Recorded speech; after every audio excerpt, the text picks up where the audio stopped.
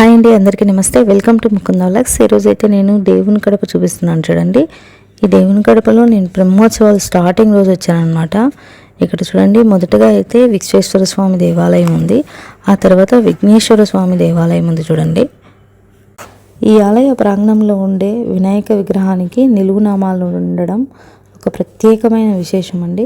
మనం ఏ పూజ చేయాలన్నా ముందుగా విఘ్నేశ్వరుని అయితే కొలుస్తాం కదా. ఇక్కడ విఘ్నేశ్వర స్వామి స్పెషల్ అనమాట, నిలువు నామాలతో ఉంటారు.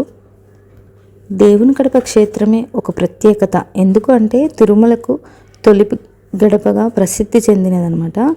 దక్షిణ ప్రాంత యాత్రికులు కాశీకి వెళ్ళడానికి, ఉత్తర భారతదేశ యాత్రికులు రామేశ్వరం వెళ్ళడానికి, తిరుమల వెంకటేశ్వరుని వద్దకు కాలిబాటన వెళ్ళే వారికి కడపే ప్రధాన మార్గం. ఈ కారణంగా 3 చోట్లకు వెళ్ళే భక్తులు ముందుగా అయితే ఇక్కడ ఉన్న శ్రీ లక్ష్మీ వెంకటేశ్వర స్వామిని అయితే దర్శించుకొని వెళ్తారు.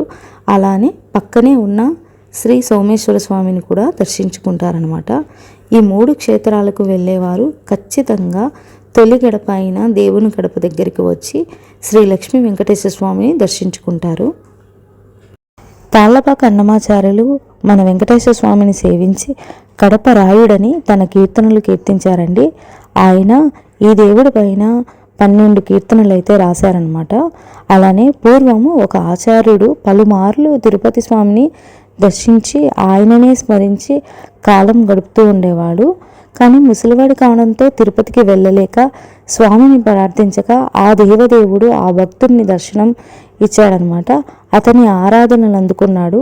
ఆ దేవుడు వెళ్ళిపోతుంటే ఆ భక్తుడు పాదాలు వదలలేదనమాట.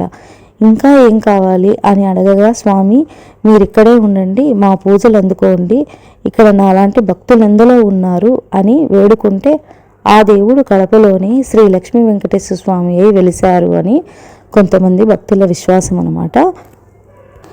ఇంకో కథనం ప్రకారం అయితే ఇక్కడ వెంకటేశ్వర స్వామిని కృపాచార్యులు ప్రతిష్ఠించారని ప్రతీతి అనమాట. అందువల్లనే ఈ పట్టణానికి కృపాపురం అని పేరు కూడా వచ్చింది.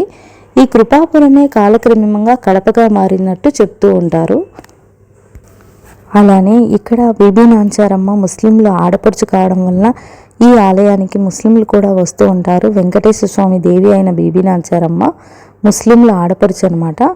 అందుకే ప్రత్యేకంగా ఉగాది పర్వదినాన ముస్లింలు అధిక సంఖ్యలో వచ్చి స్వామివారిని అమ్మవారిని దర్శించి వెళ్తూ ఉంటారు. మాఘశుద్ధ పాడ్యం నుండి సప్తమి వరకు, అంటే రథసప్తమి వరకు బ్రహ్మోత్సవాలు అయితే జరుగుతూనే ఉంటాయి కదండి, ప్రతి ఒక్కరికి తెలుసు కదా. సప్తమి రోజు రథోత్సవం అయితే చాలా ఘనంగా జరిగింది కదా. ఆనాడైతే నిజంగా వేల మంది భక్తులు దేవుని కడపకైతే వచ్చారండి, స్వామివారిని దర్శించుకున్నారు. అలానే పుష్కరిణుల స్వామి తెప్పోత్సవాలు వైభవంగా జరుగుతాయి కదా ఇక్కడ.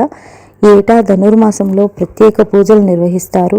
ప్రతి ఏడాది మాఘశుద్ధ పాడ్యం నుంచి 7 రోజుల పాటు అంగరంగ వైభవంగా ఉత్సవాలు అయితే జరుగుతూ ఉంటాయి కదా. 7వ రోజు మాఘశుద్ధ సప్తమి, రథసప్తమి నాడైతే నిజంగా చాలా చక్కగా దేవుని కడపలో రథోత్సవం జరిగింది. కళ్యాణోత్సవం అయితే ఇంకా వైభవంగా జరిగింది. గరుడ వాహనం సేవలో పాల్గొనేందుకు భక్తులైతే చాలామంది వచ్చారండి స్వామివారిని చూడడానికి. రథోత్సవంలో భాగంగా స్వామి గ్రామంలో ఊరేగుతూ ఉంటారనమాట. అలాగే రథసప్తమి రోజు జనసందోహం అయితే చాలా ఉండింది. నిజంగా రథసప్తమికి చూస్తే మనము చాలా ఇక్కడ భక్తులు అయితే వచ్చారనమాట.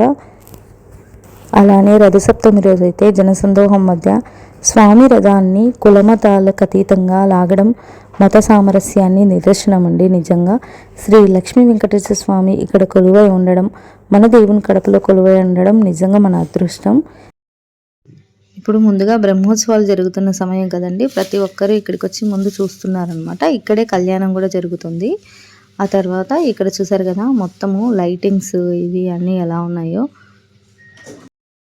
ఇక్కడ చూసారు కదండి. చాలామంది సేవ చేయడానికి అయితే వచ్చారు.